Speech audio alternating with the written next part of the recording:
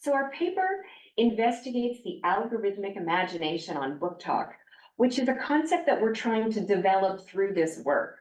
And we are working within the field of literacy studies, and in particular, we're interested in questions of control and their implications for critical literacies. So some of the context for this study, as you are probably aware, every time you get online, your data is at play. And so people are interested in understanding what they're calling not just datafication of online spaces, but datafication of online social life. Because that dynamic is so central to life online these days. It also takes part within something called platform capitalism or platform studies. People are increasingly interested in the specific affordances and cultures on platforms like TikTok or Twitter or Facebook. And what the turn to platform studies and datafication has also involved is a shift in understanding online literacy from participation, that was a predominant model, to thinking about algorithmic cultures. And so this is also part of what gets called critical algorithmic studies, in which people are exploring the social impacts of algorithms, including algorithmic biases, and some really important work has been done about surveillance, discrimination by Benjamin and Noble and others. So these are important pieces of the context which call for new ways of thinking about critical literacy in terms of data literacies and algorithmic literacies. So what is algorithmic culture? Proprietary algorithms collect user data to deliver the content with which humans in turn produce online cultures. So what you end up seeing is an AI loop, a kind of human-machine co-production whenever you're working on an AI-driven platform. Now, how do these algorithms work? There are lots of folk theories out there. Bishop speaks about algorithmic gossip, Butcher about algorithmic imaginaries. And so this is the concept that we're working with closely here. And all of these terms indicate the speculative nature of this theorizing, because one of the issues with algorithms is that they exist largely as black boxes. And even the engineers who created them admit to not really fully understanding or knowing how they're going to work.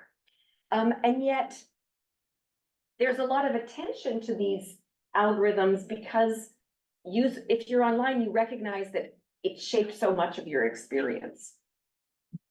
Now, TikTok is a particularly algorithmic driven space, so much so that it's the company that owns it. ByteDance was once called the world's largest AI company rather than a media or entertainment company. And if you're under 40, TikTok needs no introduction. If you're older, you might not know that it's a short form video creation and sharing platform. And it's very much synonymous with Gen Z. So age 10 to 25, which make up a major and growing segment of its audience. And when we say that it's the most algorithmically driven platform, it's immediately evident as soon as you log into TikTok, because your engagement is structured around a For You page, the FYP. And so because it limits what you can see, both users try to work it so that they can better curate what they're viewing. And in particular, producers are constantly trying to work that algorithm to get the desired and audience, including as large an audience as possible. So this is the larger context. Now we're looking at one subculture on TikTok known as book talk, which is the home of all book-related content on TikTok. So book reviews, shelfies, which is the book version of the selfie, various challenges. And it has as its counterpart BookTube and also Bookstagram. And so it's not the only space out there, but particularly during the pandemic, its audience grew and grew. And given that it's Gen Z, teachers, librarians are very excited about Big Book Talk for the potential it seems to have in growing an audience for fiction. And we are looking at it as part of the digital literary sphere, which includes things like Goodreads or publisher-sponsored web pages and book events. And in fact, publishers are also particularly interested in Book Talk. And if you've been into a large bookstore recently, or actually most bookstores, you'll see tables that say, as previewed on or as recommended on Book Talk. And publishers are going to collaborations with well-known book talkers. They are, so that you can become a book world influencer if you're popular enough on Book Talk. So these are our two big questions. How does the algorithmic imagination shape cultural production on Book Talk? So the making of these videos, and what are the implications of this for critical literacy? So we engaged in multimodal content analysis, which meant searching on TikTok using two hashtags, Book Talk and algorithm. And we found 57 videos at that time, which had both of those videos, and some of the videos were created by the same people. So that these were created by 34 different content creators.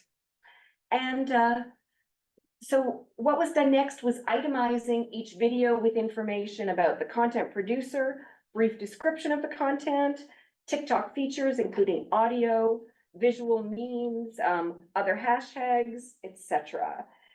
And then we started coding the videos.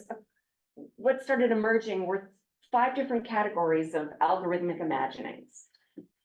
And just to give you a little snapshot, this is what the spreadsheet looked like, and created by Anita. It's too small to see, but there is links and all of the information on there that I just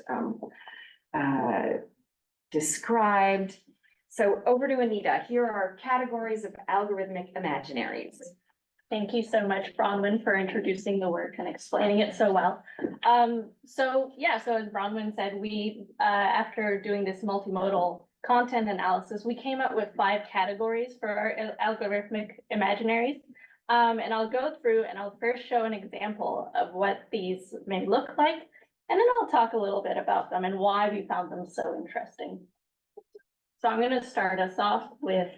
Sometimes you go viral. Well, what do you do if that happens? Yeah, so then whatever the video was that you went viral for, that's what you do now. That's your page. Just different versions of that video forever. Oh, wow.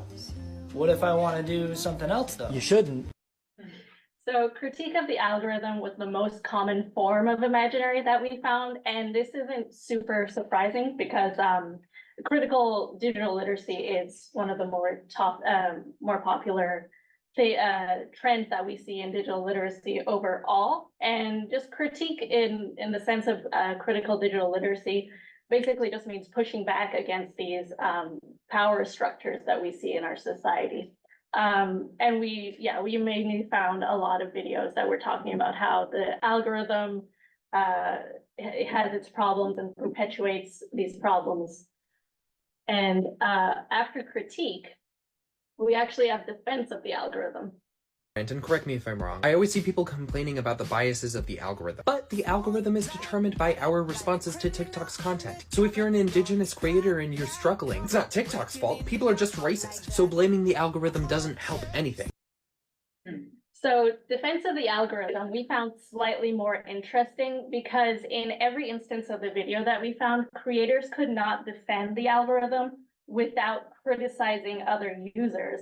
And we found that maybe this was the case because for some users, there seems to be this very friendly relationship. They've anthropomorphized the algorithm. So it's like easier in some ways to defend the algorithm when you see it as like an entity, and in some ways your friend, something or someone that you're cooperating with. So that was what we found particularly interesting about the fence. Next, we have people trying to explain, but in the form of theorizing the algorithm. Some of you have been requesting I talk about how to grow your TikTok, and I know next to nothing, but I do have conspiracy theories, so I'm going to share them. So this is like an algorithm tips video, but I don't claim to know if any of this is true. I think the algorithm really likes trending audios, but newly trending audios, so ones with just over 1,000 or 5,000 uses. Don't use trending tags if it doesn't actually apply to your video. I feel like TikTok personally penalizes the ones that I put those tags on. Okay, so not a conspiracy, but if you're not ridiculously attractive, you have to have original content. No one's gonna click on what they've seen 10 times over if you're not really hot. So theorizing the algorithm is essentially just people drawing upon their folk theories of what they think the algorithm is doing. And sometimes users will co-work theories with each other. Sometimes they will try to, in this co-working process, correct each other's theories and curb misinformation about what the algorithm can or cannot do, like what its capacities and capabilities are. But what's interesting is that in this aspect of theorizing, there's also this element of empathy for other users and how the algorithm may be impacting them and their relationships with other users. But then after theorizing the algorithm, we have a how-to. TikTok has changed its algorithm, so there's a couple of things you need to be doing differently with your book talk videos. So what is this big change? TikTok is becoming a search engine. It is now in competition with Google, which means you need to think about keywords that you are including in your video. When you're thinking about keywords, think about what people will be searching and how you can make sure that your video shows up. So there are various places that you can put keywords in your videos. One is the captions in your videos. Unfortunately, this will only count if you're captioning your videos in TikTok itself, then in the actual caption of your video, and as well putting any text on the screen. So keywords on book talk would include the title and the author of the book, genre and tropes, any representation, the style of videos. So is it a vlog? Is it a chatty video? Is it a recommendation? Is it a review? And then So the difference mainly between what we've labeled how to work the algorithm and theorizing the algorithm is that this category takes on a much more authoritative tone. So you can see this user versus the last, she speaks as if she knows for a fact what the algorithm is doing and how you should engage with it, which, as Bronwen mentioned, is particularly interesting because even the engineers who are coding these algorithms say that they don't know how they'll work once they're released into the wild. And finally, we have an exploration of the algorithm.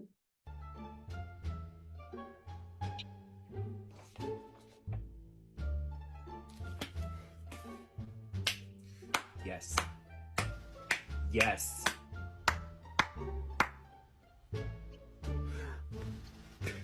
Yes, yes, yes.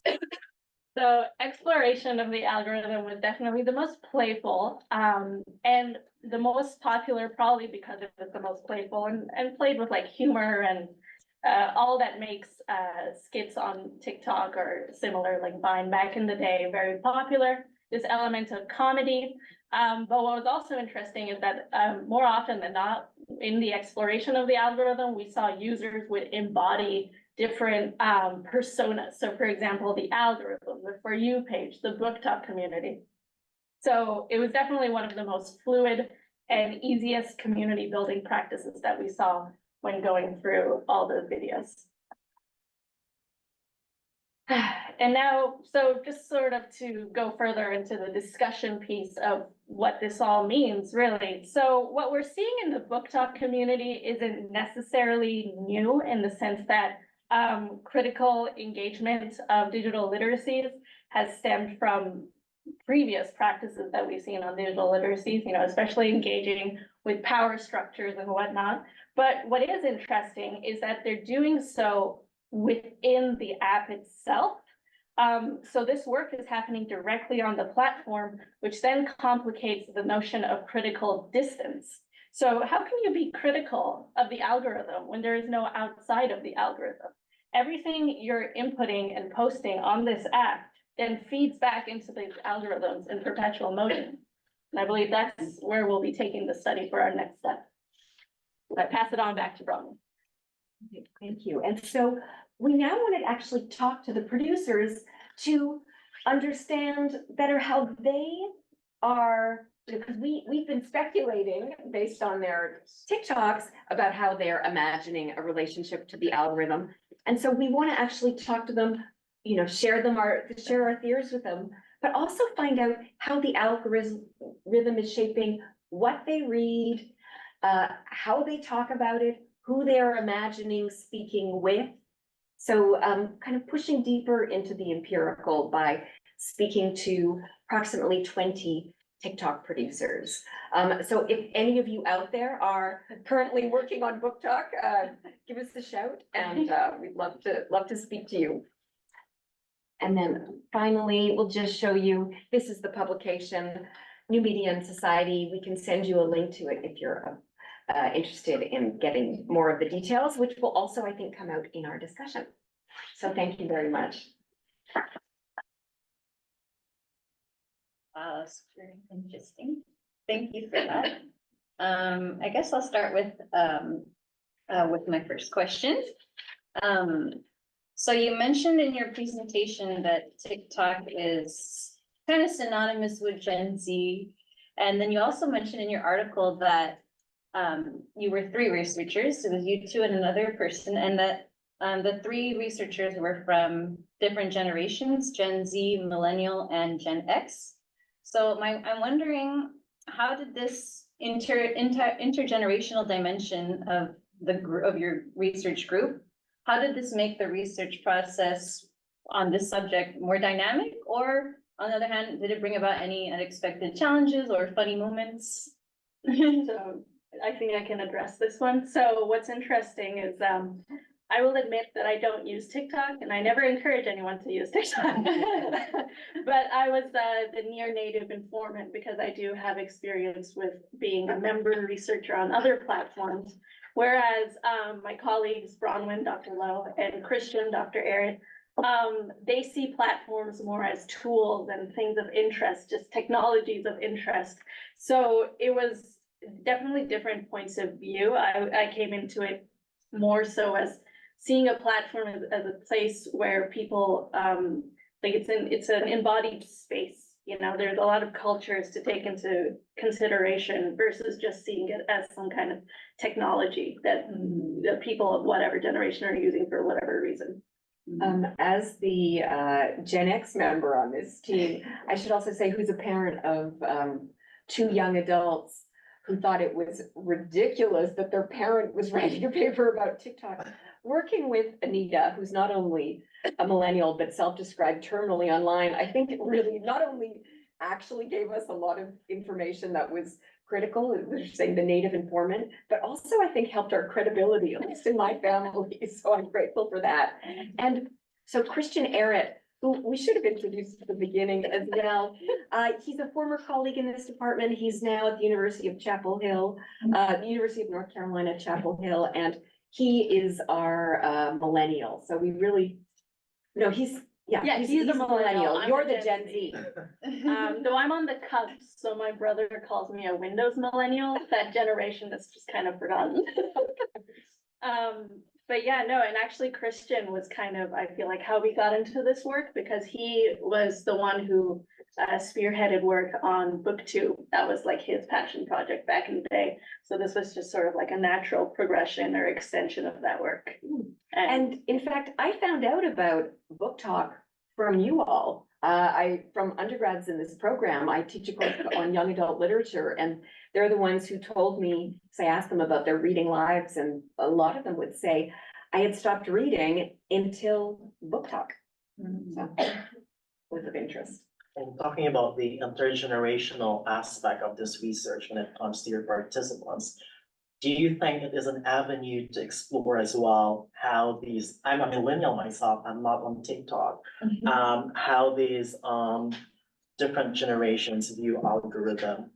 Or do you have specific perhaps age range of these participants, book talkers? I do have a comment in that regard. So when I was retrieving the data, I noted that, you know, the younger people, They were more so talking about book talk in the sense of like, this is our literary community. So these are like the books that we're reading. Mhm. But the older generation were actually more on book talk as authors and writers trying to like make their work known and profitable. How do we define older generation?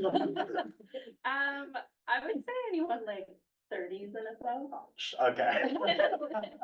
No, just like, I mean, like, because TikTok, you know, is synonymous, as Bronwen said, with like young people, so like up to like age 25. Right. But I do believe TikTok has driven that age discourse, being that once you hit like 25, you're an older.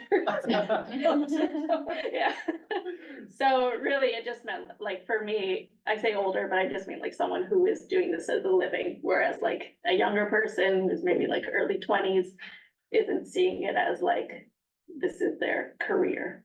It's more like their fun community, yes. But one thing I'm hearing in Chris's question is if different age groups have a different relationship to algorithms more generally, and I haven't really thought of that, but I mean, it kind of makes sense that, I wonder if the older you are, the more suspicious you are Right. because they're new, or the less you think about them because you're not as terminally online. I don't know. I can only speak to the data set, and so again, like the writers and authors who were talking about their struggles with the algorithm, they would get a lot more frustrated with the algorithm than young people. Young people like came in with this knowledge that algorithms are dynamic and ever changing, so they would roll with the punches, whereas the people who are trying to sell their books on TikTok, they would get frustrated, wondering like, well, why aren't my videos showing up like they used to? So could it be more on the level of awareness that you have when it comes to how algorithm, again, this is speculative, works? I think it also comes back to that anthropomorphization of it, because young people, you know, they were friendlier towards the algorithm. They see it as That's interesting. someone to bargain with, or, you know, they cooperate with the algorithm. Meanwhile, the more adult figures would try to see it as something to tame or figure out. Back to the distinction you drew earlier, like older generations see these as tools and younger people see them as like cultures, co-creators more. Yeah, I think that's a great way of saying it. I see the other Can question. we entertain one question? Yeah, I'm curious to hear you guys about the anthropomorphization of the algorithm. So on one hand, we know that giving human characteristics to concepts helps people learn about them. On the other hand, do you think it might also be damaging to start thinking about the algorithm and corporations, something very capitalistic, as having human feelings, when at the end of the day, they don't have human feelings, they don't care about you? So do you think it was like more helpful, or do you think it's gonna be kind of damaging? Like, what have you seen about that? You wanna take a crack at that? I'm gonna let you go first. Yeah, it definitely, you know, that's part of the critical distance we talk about, because these young people, they love sort of like critiquing the systems and structures in place while they're very much sort of perpetuating that system in a way. They're very much within the reach of the algorithm and perpetuating those, like they do their best to curb it by saying, hey, just so you know, the algorithms have biases in this way. But I think it's also sort of like user to user. Some users were definitely a lot more friendly, like the people defending the algorithm. Like that one user who said, it's not the algorithm's fault, people are just racist. Meanwhile, it has been documented that the code going into many algorithms are coded to be racist, to further perpetuate these structures that we have in society. So yeah, I think it really, like, you know, it's not a great answer probably, but it is just like a mixed bag of, it just depends on users. Yeah. I mean, to add on to that, sorry, Bronwen, you were about. That's good. I was gonna just say one more thing. I think you raised really important questions for thinking through what critical media or digital literacy looks like in algorithmic cultures. If there's no outside, how can you be inside and outside at the same time, developing critical lenses and vocabulary while still continuing to participate as co-creator with the algorithm? You could ask us to develop some new frameworks that we're still just are just still emerging. Can I just Yeah. read two comments that we got on Oh, the sure. question because they're fascinating? Emma and Tracy, thank you so much. So Emma says, in your interviews, it could be interesting to tease out whether those more likely to befriend algorithms are less critical about them because critical digital literacy is a huge emerging skill gap. Very true. And Tracy says, I wonder if anyone discusses the issue of surveillance within the algorithm. The two fascinating comments that we will definitely take into account. Different directions. Well, but still very interrelated. Yeah, Um, I will just say, I don't Go think we've seen anyone speak to surveillance so far. I can think of one. Can you? Well, I think it falls in the category of the folk theory. It's the person who says that your camera is reading what's in your room Oh, right. on your, and someone says, my father is a computer science prof and that is not possible. Like Yeah. the technology is not that sophisticated. Yeah. I'd like to pick up on your comment about the critical distance, where you actually mentioned that, correct me if I'm wrong, you mentioned that critical distance is something that is very imperative in critical digital literacy, but we're trying to sort of question, problematize the concept as we move forward in the field with algorithm in the picture. Now, could you elaborate a bit on that dimension of critical distance, please? I think it's going back to this idea that, in response to David's question of being kind of inside and outside at the same time. You know, critical media literacy, we used to teach students like, step back from text you love. Ask questions about power relations and who's in and who's out and the politics of representation. And you can still ask all of those questions and we can still be training all of our, students to be asking those questions. Where do power sources lie? What's happening to your data, et cetera? What are biases that are embedded in the algorithm? But recognizing that the users have often quite intimate, friendly relationships with their imagined algorithm and are embodying them. And so, can you be critical and cuddly at the same time? I don't know. Okay. Not much of an answer. I think this is like our big question, which is one of the reasons we're gonna keep asking people for feedback on it.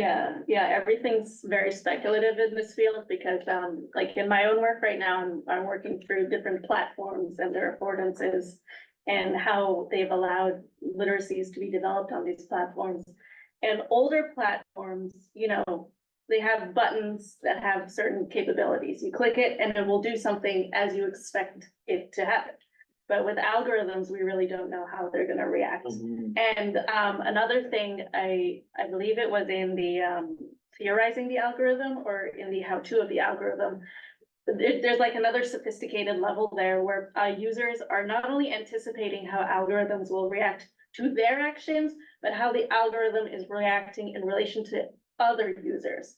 So they're taking all of this into account, and that's another element of the critical literacy that we've been seeing. Interesting.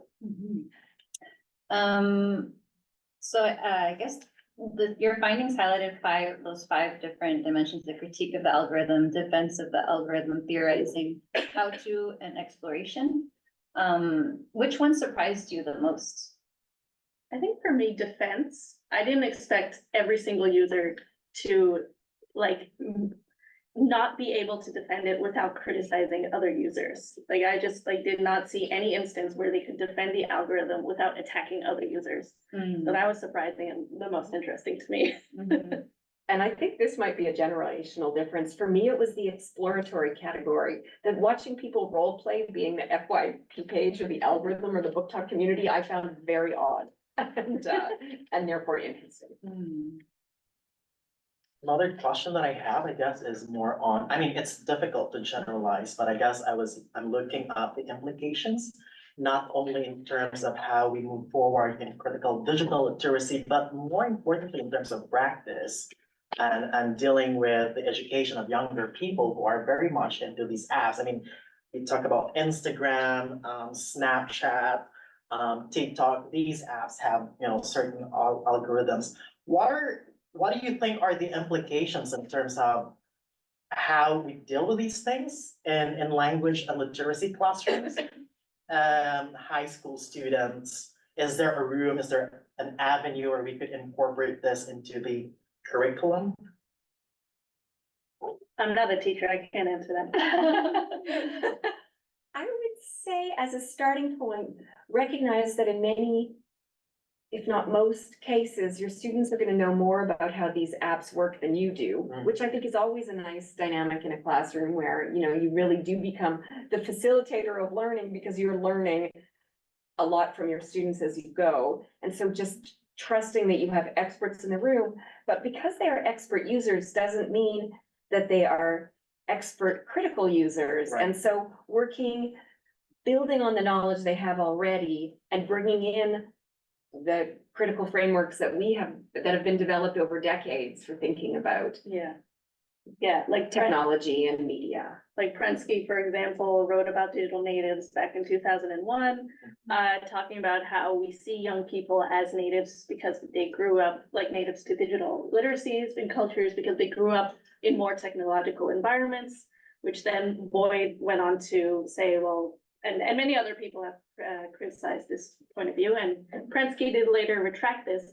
But, you know, Boyd especially was saying that, well, no, you can't just assume that young people know what they're doing just because they can navigate a technology, because again, there's that element of criticality that is needed to know, like, for example, something that I find terrifying because of TikTok, back in my day, websites were a lot more anonymous and platforms used to have that feature. Now we have kids putting like their entire faces, all their information online for anyone in the world to see, not necessarily taking into account that the audience they think they might have, so for example, people their age, is not the actual audience, just anyone who clicks that link.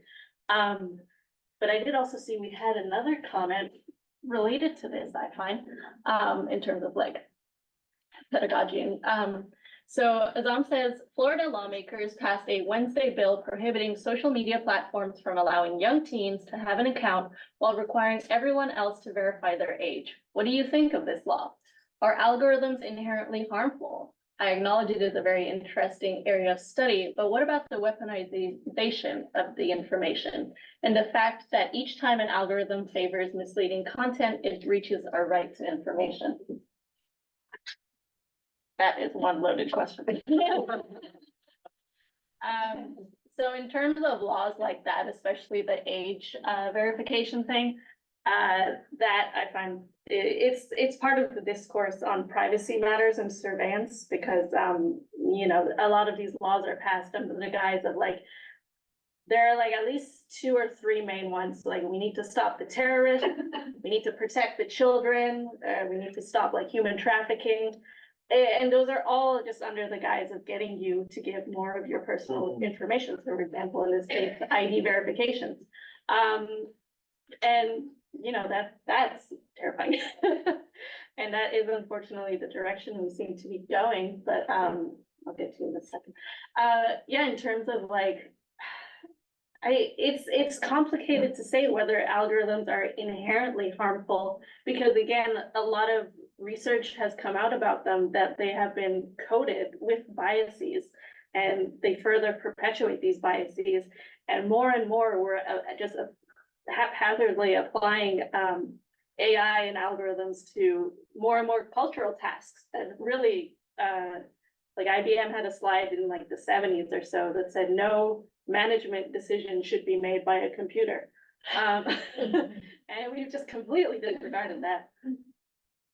Well, and the idea of data breaches, I was thinking earlier, you know, about the fact that even adults who are supposed to have some sense of what's happening were, you know, completely surprised and shocked about that Facebook was selling user data to Cambridge Analytica and potentially skewing the American election. And so, you know, these, I think that these are questions for schools, but for society more generally. Like, what do we know? What are we giving over when we make AI so central to social life? Back to the concept from earlier.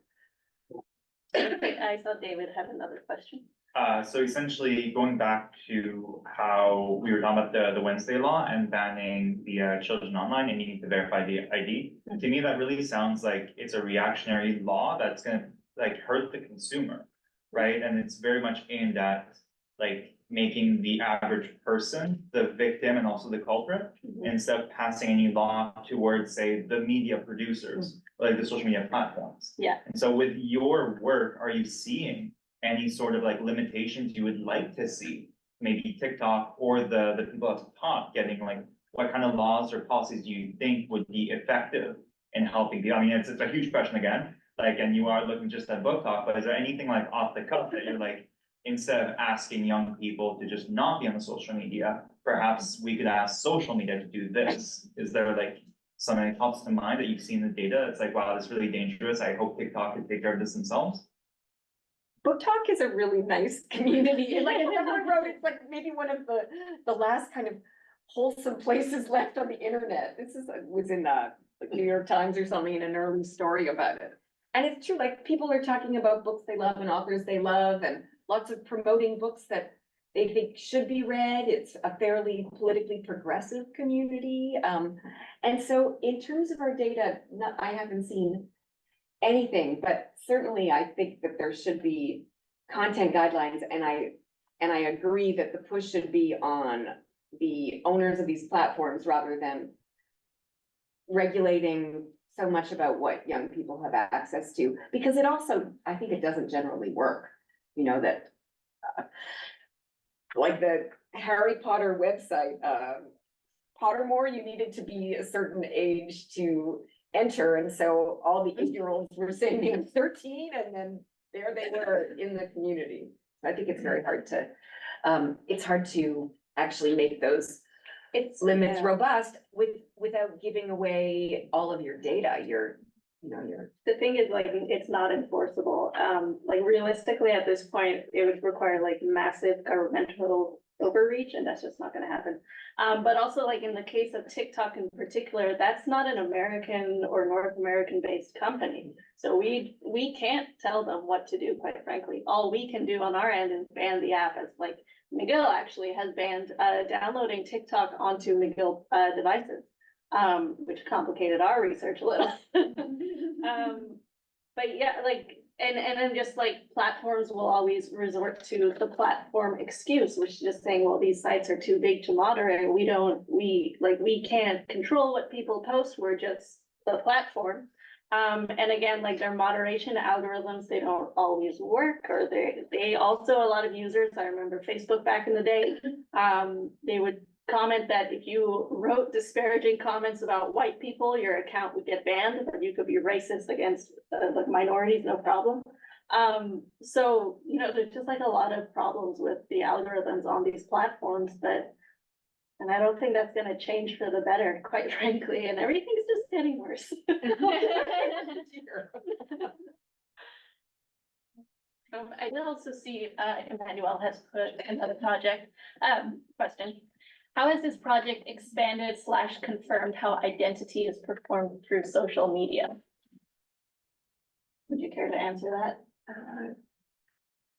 That's a great question that I feel like that's in our part 2 mostly. Yes, yeah, when we start talking to users about how the algorithm shapes, in a way, what you're asking, like what people are reading, how they're planning on talking about it. I think those are more tied to who they see themselves, both on TikTok and in the world as readers, as book people.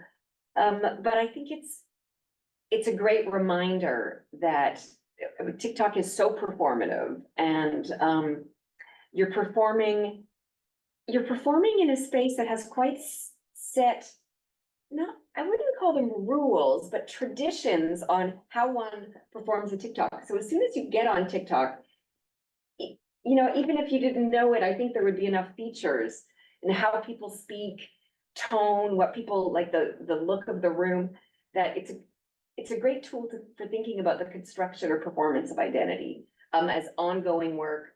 That's a lot of what people are doing. Yeah.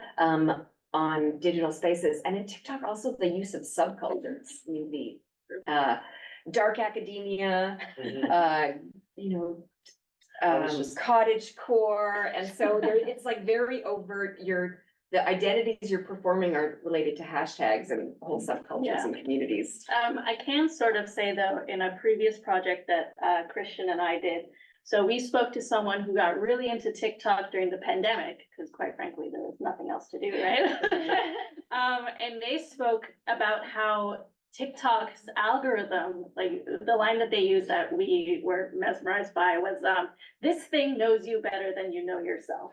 So they found that they actually developed their algorithm, their identity as who they actually are in the offline spaces through the algorithmic sort of co-production of culture. So the algorithm, whatever content, and they were very mindful of how they interacted with posts. Like they knew like, if I don't want to see something, I'll make sure that the algorithm knows that. And if I do want to see more of something, I'll use like saving or sharing versus liking, because I know the algorithm values those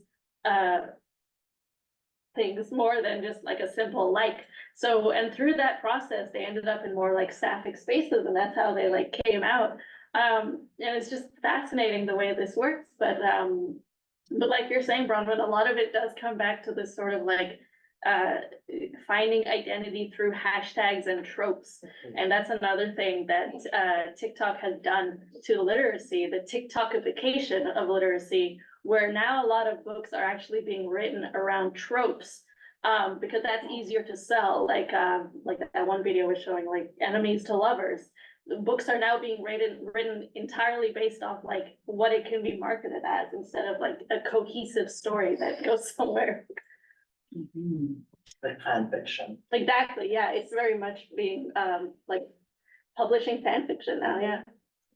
And what's sad is that like there's much better fan fiction online than what's being published. Get it for free. Yes. Does that somehow change our definition of social actor? Because more often when we talk about social actors, we have like humans, like human organisms, but can we now sort of label algorithm technology as social actors in their own rights? I would say that's one way of thinking about the post-human turn in literacy studies, which is that we need to think about technologies as key players in technologies, objects, spaces, bodies, as integral to the literacy event. As dynamic players. Actor is always a little tricky, although the algorithm is easy to call it actor because, you know, it. Yeah, and there's a lot of debate on whether we can call algorithms agentic. Is that how you say it? Yeah, because, you know, some people will insist, well, no, you can't say that, they don't have agency. But other people, like when they're anthropomorphizing the algorithm, well, they say, no, but it does.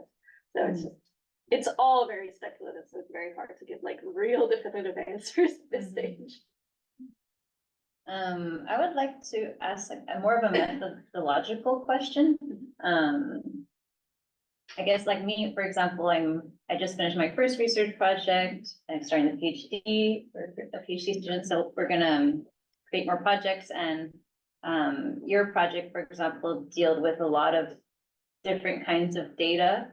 I guess visual, sound, numbers, people, like, you know. So do you have would you like to speak about how you guys deal with this large amount of multimodal data, or do you have any advice for novice researchers about dealing with very different kinds of data? Yeah, so I would say, you know, the number one rule about multimodality is at this point in the way technology has evolved, most texts, and I use that not just to refer to like, you know, written, but most texts or artifacts will be multimodal in some way or another. So you need to consider that multimodality is more than just, oh, this thing has an element of like linguistic and visual.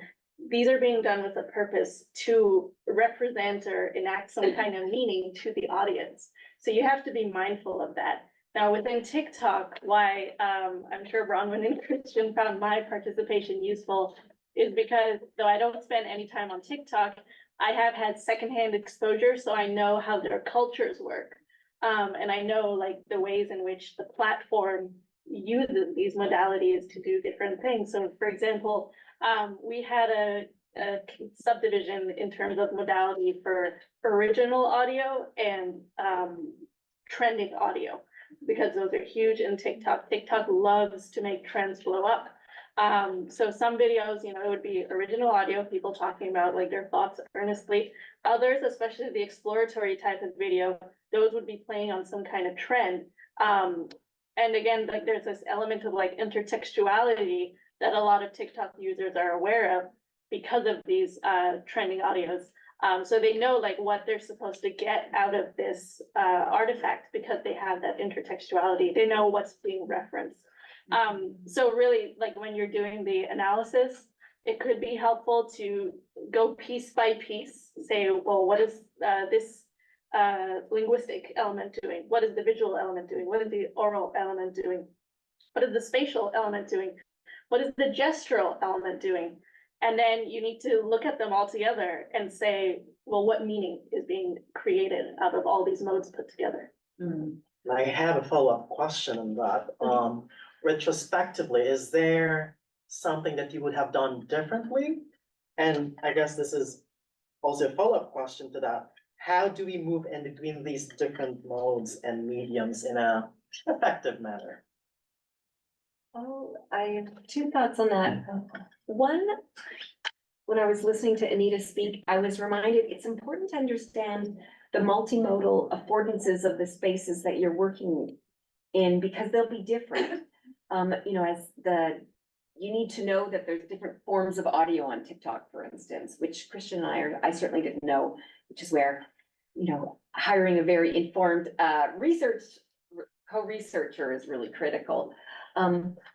But in terms of things that took us by surprise, we hadn't anticipated, because one of the challenges with multimedia data is storing it.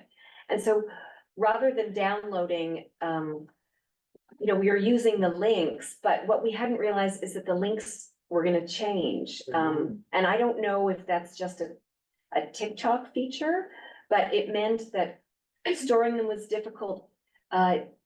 It also meant another thing that would change is people would go and update their profiles. So we were keeping demographic data about the users for things like pronouns, and occasionally people would shift their pronoun, and so we had to go back and make sure that our data corpus reflected that. So that was tricky. And then at a certain moment, we had to decide, okay, this is going off for publication. And so whatever the field is right now, that's where it's going to stay frozen for this particular piece. Yeah, it was very dynamic.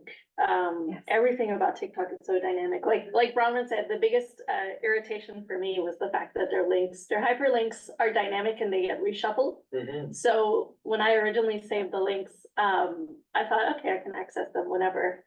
It just wouldn't work anymore. And I was so frustrated. So I had to go back individually and find those videos. And on the one hand, like it was like tricky because, that user claimed that TikTok's turning into a search algorithm, but it really wasn't that easy to find things.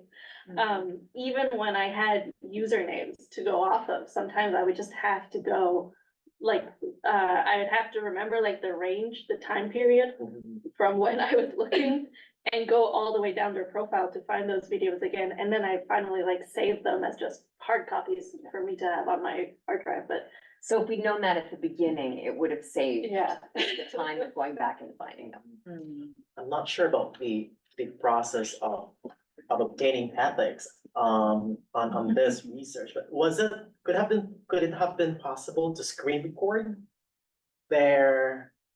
the TikTok or whatever you call that? I'm not well versed in their lingo. Was it possible to screen record so that whenever the link changes, you have a copy of that video? Yeah.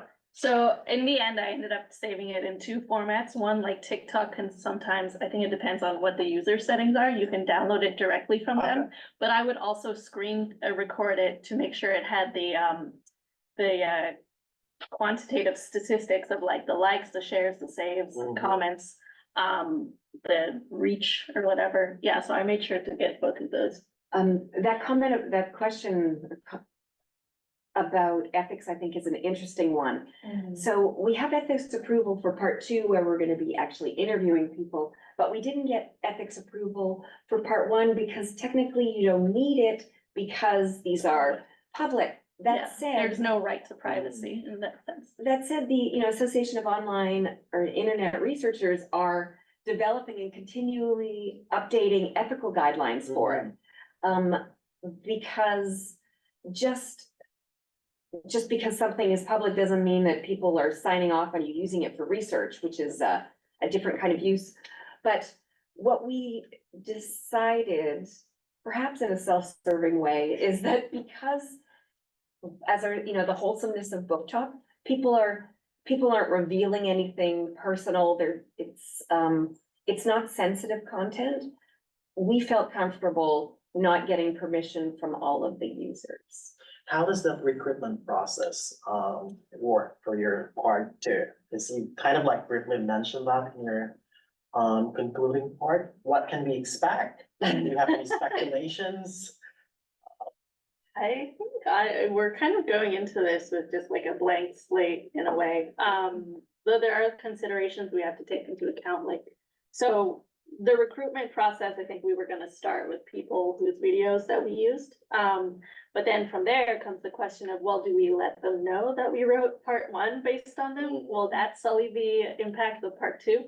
So there's considerations in that regard. And then also just like in the field of research more generally, with methodologies and compensation, for example, some researchers argue that when you're providing compensation, you could impact results in a way because maybe a user or like a participant is not volunteering for the study necessarily out of like, they want to share what they're doing, but more so they want the compensation. And other users say that, no, you're taking at least like an hour of their time. They need to be compensated for that. So there's a lot of things. We plan to compensate people. Yeah. With that ethical caveat in mind. Yeah. So we have a raised hand in the room. Would it be possible to get a question from Zoom? Yeah, I think so. Hello, Dr. Brown and Dr. Callens. Thank you for the time. In terms of the ethical approval, I had a question because recently I wanted to publish an article on Instagram as a platform, and I had some information on a public account, but I couldn't get it published because they told me that ethically I was not allowed. But those pages were public. So I have this concern and question if you can help me with that. How we can get ethical approval for public pages on Instagram, for example? Well, it depends. What was the content on this public page? Okay. So it's still, so it's not, so when, so it still, it is, depends on the context, and we should consider things around that. Like the thing is, for example, some people have public pages dedicated to their children, which is creepy, and I would find that unethical. It's a study about a child, right? If you're looking at a public page of a child, like, yes, unfortunately, there's no reasonable expectation of privacy for the child. But that doesn't mean that we as researchers should say, well, if the parents don't have ethics about it, I won't either. It really does depend what the content is, whether it's sensitive, whether there's like a reasonable right to privacy on that page. If it's public, how many people are following this public page? A public Instagram account with like 20 followers is different from one with like 200,000 followers. There's much less reasonable right to privacy when you have a larger audience than a smaller audience. Actually, the page I was discussing had about more than 200 followers, but it was the context I was discussing was about Afghanistan and the people who came out of that. So I'm not sure because that was the area that was quite sensitive and vulnerable, and that's why they thought it's not ethical. Yeah, there was probably that element of vulnerability and sensitivity in the content being posted. But I really recommend looking at the Association of internet researchers' ethical guidelines. They update them regularly. They're quite extensive, and they grapple with the specifics of different situations. I think it's difficult to come up with like one blanket policy, because Yeah. Thank you for the the cases. I appreciate it. I have another question. I think that's super great that you guys are gonna have a part 2 and that this research is evolving. Do you guys have any advice, again, for people like us or other graduate students and how to develop or go about developing subsequent studies? Like subsequent as in related to this one? Yeah, like related to previous projects, or for example, me, I just finished my master's and I have to develop the PhD. So like, how did you guys go about picking your subsequent study or deciding that you wanted to approach the users and? Feasibility is a huge thing in research. So I think originally had sort of toyed with the idea of having this all under one paper, like the interviews and just like corpus. But we realized it would make a lot more sense to split it down the middle, start with like what we could do with like, for example, we didn't need an REB to access those public videos. So that made that process a lot quicker. And that's like what I did for my own personal PhD thesis is I chose to do a project without participants because I knew that would slow down my timeline. But then now that we're getting into part 2, like the ethics approval, just writing that, and that, like, you need to account for the time that's gonna take, and I would recommend like months, you have to account for that. So really you just have to sort of consider like your timeline, what your scope of like the amount of time that you would have available, what you know is like feasible for the project, but also for you as the researcher. How much data are you capable of analyzing? If, for example, you're analyzing it all yourself and not like putting it through some sort of like R program. I'm curious about the publication process of this article. Were there comments from reviewers that drastically changed the direction of the paper, or could you talk a bit about this process probably? What did the reviewers say? This was one of my most, I think, productive review processes. It's an excellent journal, and the reviewers brought expertise that was very valuable. And so, for instance, this whole digital literary sphere, that was one of the suggestions that we needed to frame it, the study within that literature. And it was new to us, and it shouldn't have been, because it's actually, it was very relevant.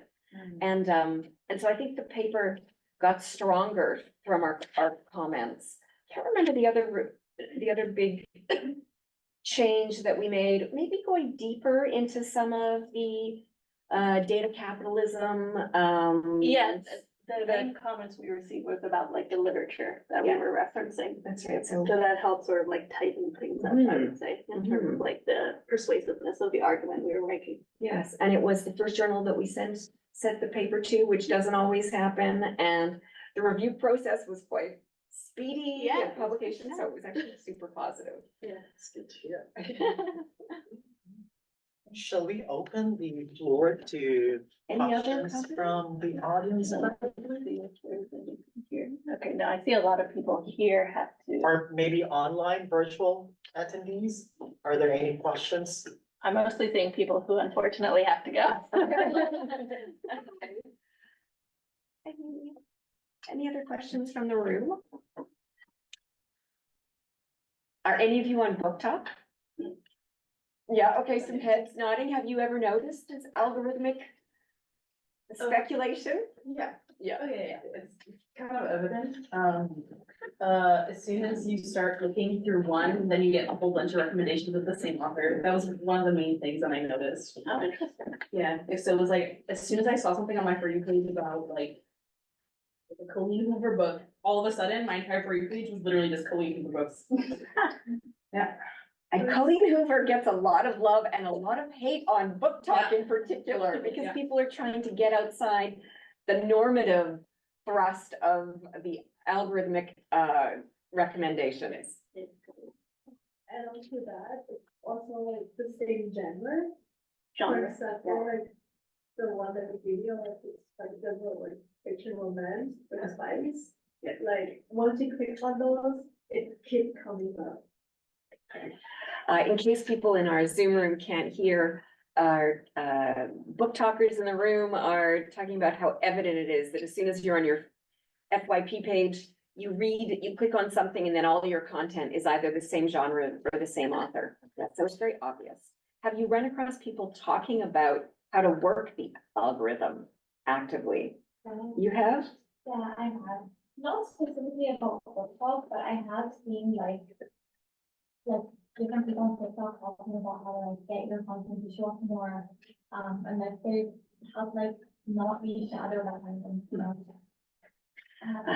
So the comment was having seen this on Book Talk, but on TikTok more generally. And in fact, a lot of the features that we found on Book Talk are TikTok features more generally. Yeah. And so, in a way, our second study is going to help us dig deeper into what is specific to the book world, to readers, to book-related literacy in these larger TikTok patterns and themes, because there's lots of criticizing other people on TikTok, lots of criticizing TikTok and trying to work the algorithm across subcultures. Yeah, and like users, like you're saying that they, for example, how to get unshadow banned by the algorithm. There's like this weird amount of stress that goes into posting on social media now, because you never know like when the platform will turn against you for some reason, and they don't always make that clear, and it's not always clear how to get your account back.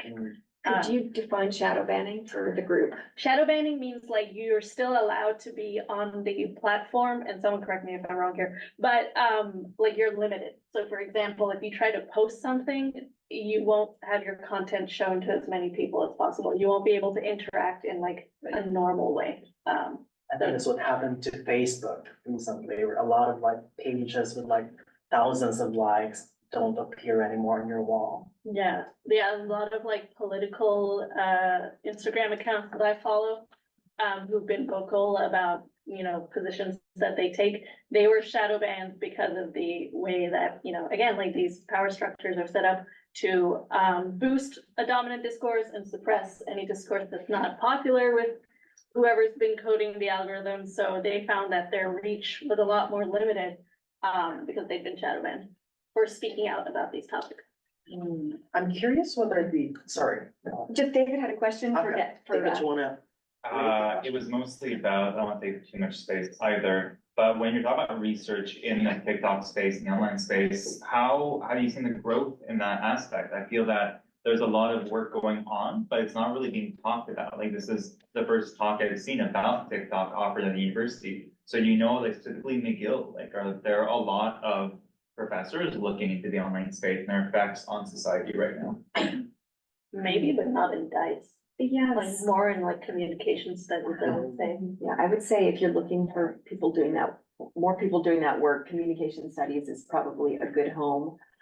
There is an inherent challenge for people who want to research TikTok, and it's the algorithm that it's impossible to make general statements across the board because you're always limited in what you're seeing. And so researchers talk about signing in with a new account every time so that they don't get pigeonholed or they don't get targeted with only one community. Researchers are actively trying to hack the algorithm in the same way that our users are. Yeah. So that's a challenge, but certainly there is a growing body of work on TikTok more generally and in education on Book Talk. Yeah. But it's still a pretty small group. We know each other at conferences.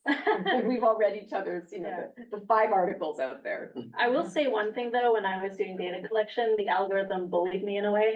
Because it started showing me like a lot of content about body dysmorphia, which I was dealing with at the time. So that was awful to deal with. And I had to like X out all of those and just like hide my eyes from like what I was being shown, because I was just like very vulnerable to that stuff. And I don't know how it knew that, probably because it was connected to my network. But yeah, it was just very creepy and unsettling. So I would actually go work on like TikTok on like the public library where it wouldn't like zero in on my network and my previous searches. So yeah. Yeah, and this TikTok project is on one iPad that's not a McGill one, and it's right now at Anita's parents' home, Yeah. so it needs to be brought here. So it is. And I keep it on airplane mode whenever I'm not using it. It might be a little paranoid, but that's the thing I've done. We also have one more question here, I Great, think. and there's a question. Oh, actually, Sam, let's go with you first. So, I'm aware that TikTok is a bunch of short videos in a short amount of time. I believe yesterday or today they're releasing a feature you can upload up to 30 minutes of videos. So I don't know how that will affect future algorithms or how the research works. How does this affect the algorithm in a way where it doesn't matter? That's a great question. So what was just asked is TikTok is apparently implementing, so it's a short form video platform right now. They'll be implementing an option to upload videos up to 30 minutes long. And the question asked was, how would that impact the algorithm? I think, so again, all speculative, but we can probably look to YouTube did something similar in a way, like a lot of YouTube videos now are at least 10 minutes long to be monetized. So I assume that's what they've done in that way. Probably for like this sort of like branding, because TikTok has become huge with brands. So I assume it would be something similar to YouTube in the sense of like TikTok would track how engaged the user is. So for example, how much of that longer video they actually watch. And if it's like long enough, they'll probably then start recommending more videos of the same. But yeah, I mean, like I haven't seen this feature yet. So again, all speculative, and we can really only sort of like look to other platforms because through this concept put forward by Cory Doctorow called platform decay or enshittification, a lot of platforms are getting worse, but they're also all becoming like the same. They're all starting to emulate each other.